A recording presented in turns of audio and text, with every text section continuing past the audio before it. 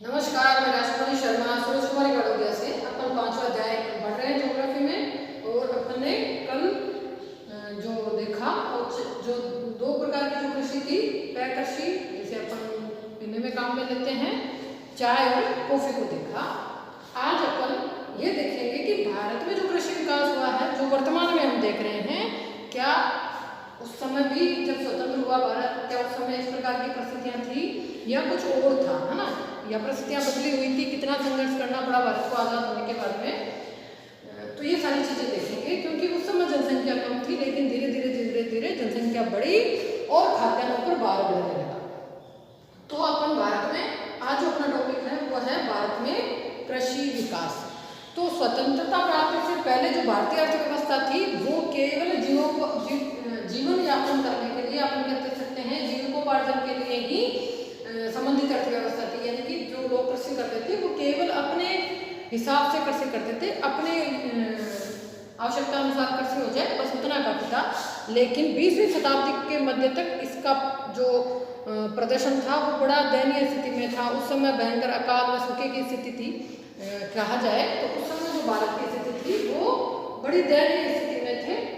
अकाल और सूखे के कारण से लोगों के पास खाने को अनाज नहीं था, ये कह सकते हैं अपन, या कहें कि कुछ लोगों के पास था लेकिन बाकी लोगों के पास ऐसी स्थिति नहीं थी। लोग दयनीय अवस्था में जीवन यापन कर रहे थे। तो उस समय भयंकर अकाल व सूखा पड़ा। देश विभाजन के दौरान सबको ध्यान में जब स्वतंत्र भारत हुआ तब क्या स्थिति थी, भारत को रक्त रंजित भारत मिला और भारत के दो टुकड़े हो गए। जो अधिक सिंचाई वाला जो क्षेत्र था वो पाकिस्तान के हिस्से में चला गया। यानी कि जो सिंचाई वाला क्षेत्र था, जो नदियों वाला क्षेत्र था, या अपन कह सकते हैं कि जहां अधिक सिंचाई के साधन थे वो वाला क्षेत्र कहाँ चला गया, पाकिस्तान में चला गया। परिणाम स्वरूप 1/3 से अधिक जो सिंचाई क्षेत्र था वो पाकिस्तान के अंतर्गत चला गया। तब जो सिंचाई वाला क्षेत्र है, या अपन ये कह सकते हैं कि उत्पादकता जहां अधिक थी वो क्षेत्र पाकिस्तान के अंतर्गत चला गया। अब भारत के पास क्या रह गया, बिना सिंचाई वाला क्षेत्र रह गया जिसमें उत्पादकता कम थी। तो इस समय परिणाम स्वरूप जो क्या हुआ, स्वतंत्र भारत में सिंचित क्षेत्र का अनुपात कम रह गया। और स्वतंत्रता प्राप्ति के बाद सरकार का जो तत्कालिक उद्देश्य था कि लोगों तक खाद्यान्न की आपूर्ति हो, इस उद्देश्य को ध्यान में रखते हुए सरकार ने, जो तत्कालिक सरकार थी, उसने बहुत सारे उपाय किए, जिसमें सरकार ने पहले ये ध्यान दिया कि खाद्यान्न की आपूर्ति निश्चित होनी चाहिए, क्योंकि भारत की जो अर्थव्यवस्था थी वो जीविकोपार्जन वाली व्यवस्था थी। यानी कि कहने का अर्थ है कि भारतीय जो कृषि थी वो इतना ही अनाज उगाते थे जिससे उनका अपना आर्थिक जीवन या अपना जीवन आसानी से चल सके। ये स्थिति थी। सूखा और अकाल ऊपर से मार पड़ी और इस समय भारत दो भागों में बढ़ गया। सिंचाई वाला क्षेत्र पाकिस्तान में चला गया और कम सिंचाई वाला क्षेत्र भारत में रह गया। तो उस समय जो तत्कालीन सरकार थी उसके सामने जो मुख्य उद्देश्य थे वो इस प्रकार थे कि तत्कालीन सरकार ने अपने कुछ निश्चित उद्देश्य तय किए और उनमें से जो पहला उद्देश्य था व्यापारिक फसलों की जगह खाद्यान्न फसलों को उगाना, ताकि लोगों तक खाद्यान्न की आपूर्ति सुनिश्चित हो सके। दूसरा जो उनका उद्देश्य था कृषि गहनता को बढ़ाना, यानी कि हमारे पास जो भूमि है उसका हम अधिकतम उपयोग कर सके और एक से अधिक फसलों को उत्पादन कर सके। तीसरा जो उनका उद्देश्य था कृषि योग्य बंजर तथा पड़ती भूमि को कृषि भूमि में बदलना, क्योंकि बहुत सारी जो बंजर भूमि थी वह ऐसे पड़ी रही जो कि जिसमें अपन तकनीकी सुधार के माध्यम से सुधार कर सके और उसको कृषि योग्य बना सके। इसी प्रकार लंबे समय से जो पड़ती भूमि पड़ी थी उसको भी कृषि योग्य भूमि में बदला जाए ताकि अनाज उत्पादन किया जाए या खाद्यान्न उत्पादन किया जाए। इस प्रकार सरकार ने इन योजनाओं को ध्यान में रखते हुए 1950 में जो सरकार थी, या अपन कह सकते हैं कि उत्पादन को बढ़ावा देने के लिए उन्होंने बहुत सारी नीतियां प्रारंभ की। 1950 के दशक के अंत तक कृषि उत्पादन स्थिर हो गया। तो इस समस्या से उबरने के लिए गहन कृषि जिला कार्यक्रम प्रारंभ किया गया, यानी कि कहा जाए IADP, है ना। उस समय एक गहन कृषि जिला कार्यक्रम प्रारंभ किया गया, IADP उसका नाम था, और इसको प्रारंभ किया गया और प्रत्येक जिले के इसमें सुधार करने के लिए यह कार्यक्रम शुरू किया गया। फिर एक जो कार्यक्रम था गहन कृषि क्षेत्र कार्यक्रम IAAP, उसको भी शुरू किया गया, प्रारंभ किया। किंतु 1960 के दशक के मध्य में लगातार 2 अकालों से देश में अन्न संकट उत्पन्न हो गया। ये 1950 में IAAP है ना, ये 2 प्रोग्राम प्रारंभ किए, लेकिन हुआ क्या, इन समस्याओं से निपटने के लिए 2 प्रोग्राम प्रारंभ किए। एक तो गहन कृषि, एक गहन जो जिला में कार्यक्रम प्रारंभ किया गया, कृषि जिला कार्यक्रम, ये 2 प्रारंभ किए गए। लेकिन हुआ क्या, 1960, ये तो 1950 में प्रारंभ किए गए, लेकिन 1960 में क्या हुआ, 2 लगातार अकाल पड़ने के कारण से लोगों के सामने क्या हुआ, या अपन ये कह सकते हैं इन अकालों के कारण से देश में अन्न संकट उत्पन्न हो गया और परिणाम स्वरूप हमें दूसरे देशों पर निर्भर होना पड़ा और दूसरे देशों से खाद्यान्नों का आयात करना पड़ा। तो इस प्रकार की समस्याएं सामने आई, कारण था अकाल, ठीक है। और उसके बाद में 1960 के दशक के मध्य में गेहूं मेक्सिको से तथा चावल फिलीपींस से मंगवाना प्रारंभ किया। और उसी समय जो मेक्सिको से गेहूं था वो, और जो फिलीपींस से चावल की जो किस्में थी, उनको अधिक उत्पादन देने वाली नई किस्में थी, उन्हें कृषि के लिए उपलब्ध करवाया गया। यानी कि भारतीय जो किसान थे उनको मेक्सिको वाला जो गेहूं था और फिलीपींस वाला जो चावल था उसके बीज उपलब्ध करवाए गए। भारत ने इसका लाभ उठाया तथा पैकेज प्रौद्योगिकी के रूप में पंजाब, हरियाणा, पश्चिमी उत्तर प्रदेश, आंध्र प्रदेश तथा गुजरात में सिंचाई सुविधा वाले क्षेत्रों में रासायनिक खाद और नई जो कृषि तकनीकी कह सकते हैं उच्च प्रौद्योगिकी के कारण से इन क्षेत्रों में क्या किया, अनाज उत्पादन प्रारंभ किया गया। जो कि जो नए प्रकार के जो उच्च उत्पादकता वाले जो बीज थे वो वहां पर उगाना प्रारंभ किया, जिससे हुआ क्या कि आने वाले समय में अनाज का जो है वो उत्पादन बढ़ा। और इनमें जो प्रौद्योगिकी सफलता में सिंचाई निश्चित, जल आपूर्ति पूर्व अपेक्षित थी। यानी कि जब अपन इस प्रकार के जो बीज उपयोग लेंगे, रासायनिक खादों का उपयोग किया जाएगा, तो ये निश्चित था कि इन क्षेत्रों में सिंचाई की सुविधाएं होना बहुत जरूरी था। इनको ध्यान में रखते हुए सरकार ने यहाँ पर इस तरह का प्रयोग प्रारंभ किया और विकास की इस नीति ने खाद्यान्नों में उत्पादन में अभूतपूर्व वृद्धि की, जिसे हरित क्रांति के नाम से जाना जाता है। यानी कि सरकार ने एक योजना के तहत जो सिंचाई वाले क्षेत्र थे, पंजाब, हरियाणा, उत्तर प्रदेश, है ना, आंध्र प्रदेश, जहाँ पर सिंचाई की सुविधाएं थी वहाँ पर उच्च उत्पादकता वाले बीजों का रोपण करना प्रारंभ किया। या अपन ये कह सकते हैं उच्च क्वालिटी वाले जो बीज थे, उच्च उत्पादकता देने वाले जो बीज थे, उनको वहाँ पर उगाना प्रारंभ किया। उसमें ये शर्त थी कि सिंचाई की सुविधाएं प्रॉपर होनी चाहिए। उच्च तकनीकी के साथ उन्होंने वहाँ पर ये कार्यक्रम प्रारंभ किया और वहाँ पर अच्छी उत्पादकता प्रारंभ हुई। और इस उच्च उत्पादकता के कारण से इसको क्या नाम दिया गया, हरित क्रांति नाम दिया गया। हरित क्रांति ने कृषि से प्रयुक्त कृषि निवेश जैसे उर्वरक, कीटनाशक, कृषि यंत्र आदि कृषि आधारित उद्योगों तथा छोटे पैमाने के उद्योगों को विकास को प्रारंभ किया।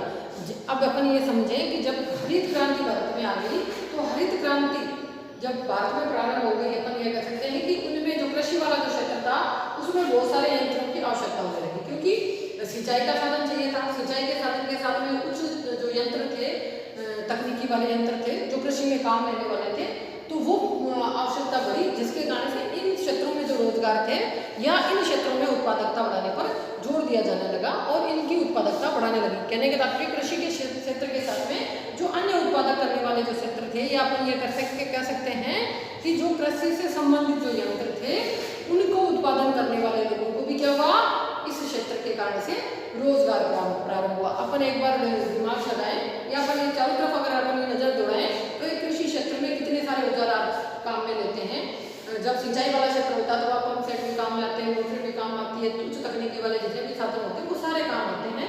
तो इस प्रकार जो हरित क्रांति प्रारंभ हुई उसके कारण से जो अन्य क्षेत्र में जो उत्पादन करने वाले थे लोग, उनको भी रोजगार प्रारंभ हुआ और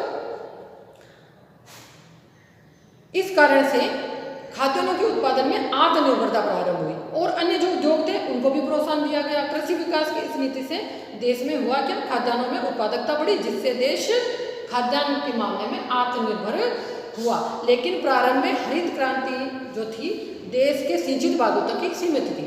फलस्वरूप कृषि विकास सबको ध्यान में है कि जब हरित क्रांति प्रारंभ हुई तो कुछ निश्चित क्षेत्रों में प्रारंभ किया गया, तो ये केवल सिंचाई वाले भागों में ही सीमित थी। कृषि विकास इससे देश के सिंचित भागों तक सीमित थी, तो फलस्वरूप क्या हुआ, तो देश में प्रादेशिक असमानता बढ़ने लगी। तो ऐसे में 1970 के दशक में अंत तक जो रहा यह असमानता बनी रही। 1980 के प्रारंभ इसके पश्चात ये प्रौद्योगिकी मध्य भारत तथा पूर्वी भारत में भी फैली, यानी कि अपन ये कह सकते हैं 1960 में इस प्रकार अकाल पड़ा, फिर हरित क्रांति प्रारंभ हुई और ये जो हरित क्रांति के कारण से प्रादेशिक विभिन्नता बढ़ी और ये 1970 से 80 के मध्य तक ये प्रादेशिक विभिन्नता या प्रादेशिक भिन्नता बनी रही। लेकिन 1980 के पश्चात ये प्रौद्योगिकी मध्य भारत व पूर्वी भारत में के भागों में भी फिर फैलने लगी। वहाँ पर भी हरित क्रांति का प्रभाव देखने लगा लोगों में, वहाँ पर भी जागरूकता आई। 1980 के दशक में भारतीय योजना आयोग ने वर्षा आधारित क्षेत्रों की कृषि समस्याओं पर ध्यान देना प्रारंभ किया। 1980 के बाद में योजना आयोग ने 1988 में कृषि विकास में प्रादेशिक संतुलन को प्रोत्साहित करने हेतु कृषि जलवायु नियोजन प्रारंभ किया। यानी कि अब जो सरकार थी, जो योजना आयोग था, उन्होंने ये देखा कि इसके कारण से जो हरित क्रांति हुई है, कुछ प्रदेशों में तो ये बढ़ रहा है लेकिन कुछ प्रदेश इससे पिछड़ रहे हैं, तो इन्होंने इस प्रकार ध्यान देना प्रारंभ किया और इस असमानताओं को या प्रादेशिक संतुलन को प्रोत्साहित करने हेतु उन्होंने क्या किया, कृषि जलवायु नियोजन प्रारंभ किया। इससे कृषि, पशुपालन तथा जल कृषि को विकास हेतु संसाधनों पर विकास पर भी बल दिया। जैसे जैसे लोगों ने प्रारंभ किया तो योजना आयोग के भी ध्यान में आया कि इस प्रकार प्रादेशिक विभिन्नता बढ़ रही है, तो इस विभिन्नता को संतुलन करने के लिए उन्होंने इस प्रकार की योजना प्रारंभ की। 1990 का दशक था, उसमें उदारीकरण की नीति तथा उन्मुक्त बाजार अर्थव्यवस्था भारतीय कृषि को और प्रभावित करना प्रारंभ किया। या अपन ये कह सकते हैं कि 1990 के दशक जब प्रारंभ हुआ तो भारत में कैसे अपन ये कह सकते हैं पूरे विश्व में मुक्त व्यापार बाजार व्यवस्था प्रारंभ हो गई, उदारीकरण लागू हो गया, जिससे कृषि को भी प्रभावित किया और इस प्रकार कृषि उत्पादन में वृद्धि तथा प्रौद्योगिकी का विकास हुआ। तो पिछले जो 50 दशक में उसमें कृषि उत्पादन तथा प्रौद्योगिकी में उल्लेखनीय बढ़ोतरी देखी गई। बहुत सी फसलें जैसे चावल तथा गेहूं के उत्पादन तथा पैदावार जो है वो प्रभावशाली वृद्धि हुई तथा अन्य फसलों में जैसे मुख्यतः जो गन्ना है तथा कपास है उसके उत्पादन में प्रशंसनीय वृद्धि देखने को मिली। किसके कारण से? सिंचाई, उच्च तकनीकी और रासायनिक जो खाद है उसका प्रयोग हुआ और उच्च उत्पादकता देने वाले बीजों का जो प्रारंभ किया गया। सरकार ने इस प्रकार के प्रयास किए जिसके कारण से या प्रौद्योगिकी के विकास के कारण से कृषि उत्पादन में वृद्धि प्रारंभ की गई। तो इस प्रकार की वृद्धि देखने को मिली। और दूसरा, सिंचाई के प्रसार ने देश में कृषि उत्पादन बढ़ाने में महत्वपूर्ण भूमिका निभाई। इससे आधुनिक कृषि प्रौद्योगिकी जैसे बीजों की उत्तम किस्में, रासायनिक खादों, कीटनाशकों तथा मशीनरी के प्रयोग के आधार प्रदान किया। इस प्रकार ये उत्पादन केवल ऐसे ही नहीं हो गया, इसने जो उत्पादन बढ़ा उसमें सहयोग किसका रहा? उच्च प्रौद्योगिकी, कीटनाशक, रासायनिक उर्वरक, सिंचाई के यंत्र तथा उच्च उत्पादकता देने वाले बीजों का बहुत महत्वपूर्ण योगदान रहा, जिससे आज अपन ये कह सकते हैं कि कृषि विकास की ओर अग्रसर है या इसके कारण से विकास हो पाया। और इस प्रकार अपन देश के विभिन्न क्षेत्रों में जो है आधुनिक कृषि प्रौद्योगिकी का प्रसार तीव्रता से हुआ। पिछले 40 वर्षों में रासायनिक जो उर्वरक हैं उनका भी खपत बढ़ी है, 15 गुना वृद्धि हो गई है उसमें, क्योंकि उत्तम बीज के किस्मों को कीट जो है प्रतिरोधकता कम होती है और अतः देश में 1960 के दशक में कीटनाशकों की खपत में भी महत्वपूर्ण वृद्धि हुई। अब ये अपन जो देखा, जब उच्च उत्पादकता वाले बीजों का जब अपन प्रयोग करते हैं तो उसमें रोग प्रतिरोधक क्षमता कह सकते हैं या कीट प्रतिरोधक क्षमता होती है वो कम पाई जाती है, जिसके कारण से कीटनाशक उसमें छिड़का जाता है। इसी प्रकार जिसके कारण से इनमें भी 15% है वो वृद्धि देखी गई और जो रासायनिक उर्वरक थे उनमें भी वृद्धि देखी। कहने का तात्पर्य जब रासायनिक उर्वरकों का, कीटनाशकों का प्रयोग होता है या उच्च तकनीकी का प्रयोग होता है, उच्च उत्पादकता देने वाले बीजों का प्रयोग होता है, सिंचाई के साधनों का प्रयोग होता है, तो इन सारे सेक्टर को ये कृषि है रोजगार प्रदान करती है और इसके कारण से प्रत्येक क्षेत्र में वृद्धि दर्ज की गई। कीटनाशकों के उपयोग में भी वृद्धि दर्ज की गई और रासायनिक उर्वरकों के भी प्रयोग में वृद्धि दर्ज की गई। इस प्रकार हमने एक क्रमवार देखा कि 1950 से लेकर 1990 तक किस प्रकार जो है खाद्यान्नों में भारत आत्मनिर्भर होता चला गया। कारण सबके सामने है, सरकार ने इस प्रकार योजना बना के अपना काम किया और उसके बाद में उन्होंने ये दो कार्यक्रम चलाए, एक जिला वाला और एक गहन कृषि वाला।